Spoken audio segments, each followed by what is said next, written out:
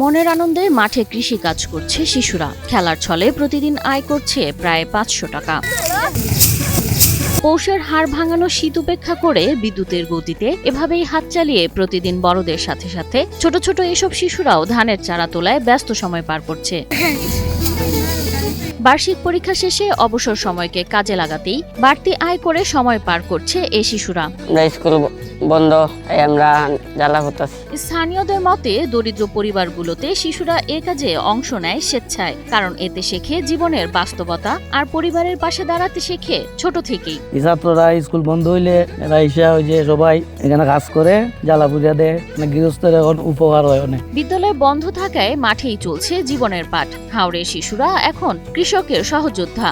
ধানের চারা টেনে তোলার শব্দে জেগে উঠেছে হাওড়াঞ্চলের মাঠ। আগে তো ধরো জ্বালা পুঁততে গেলে বড় দায় সারাদিন লাগতো, এখন অনেক বাচ্চা পাওয়া যায় এই জায়গা।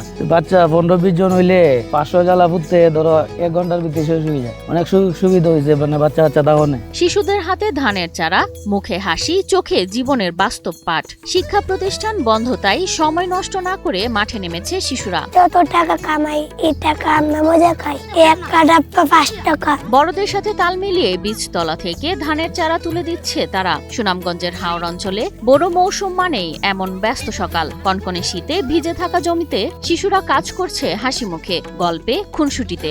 বেশি না 10-12 দিন জ্বালা করি, এই টাকা কি সাইকেল কিনবো, একটা মোবাইল কিনবো, আসা পরে বীজ বাদল কিনবো। বড় চাষের গুরুত্বপূর্ণ ধাপ হলো বীজতলা থেকে চারা সংগ্রহ ও জমিতে রোপণ। এই কঠিন কাজেই এখন ছোট ছোট হাতগুলো দিচ্ছে বড়দের সহায়তা। বাচ্চারা স্কুল বন্ধ থাকলে বাচ্চারা এক্সট্রা জ্বালা ফুরে কিছু টাকা কামায়, এরা টাকা কামিয়ে নিজের খরচ হয়, পরিবারের সাহায্য হয়। যতদিন স্কুল বন্ধ থাকে তারা জ্বালা করতে পারে। আরএফএল এসডব্লিউআর পাইপি মাপে যা বলে তাই দেয়।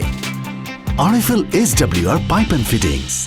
প্রতিদিন একজন শিশু গড়ে 40 থেকে 50টি চারা আটি সংগ্রহ করে। প্রতিটি আটির বিনিময়ে পায় 3 থেকে 10 টাকা পর্যন্ত পারিশ্রমিক। এরকম 5 টাকা গুড়া জ্বালা করি, দিলে 300-400 পাওয়া যায়। সারাদিনে 100-200 তিনজনে পুরি। সামান্য হলেও শিশুদের এ টাকায় পরিবারের আয়ে যোগ হচ্ছে কিছুটা স্বস্তি। একটা জ্বালায় মোট 5 টাকা 10 টাকা, দিলে 300-400-100 করে পাওয়া যায়। তারপরে নিয়ে গড় দেই 100 8 বাজার করে। কৃষি বিভাগের তথ্য মতে চলতি মৌসুমে সুনামগঞ্জ জেলায় 2,23,410 হেক্টর জমিতে বোরো ধানের আবাদ হয়েছে। লক্ষ্যমাত্রা প্রায় 9,18,000 মেট্রিক টন চাল উৎপাদন।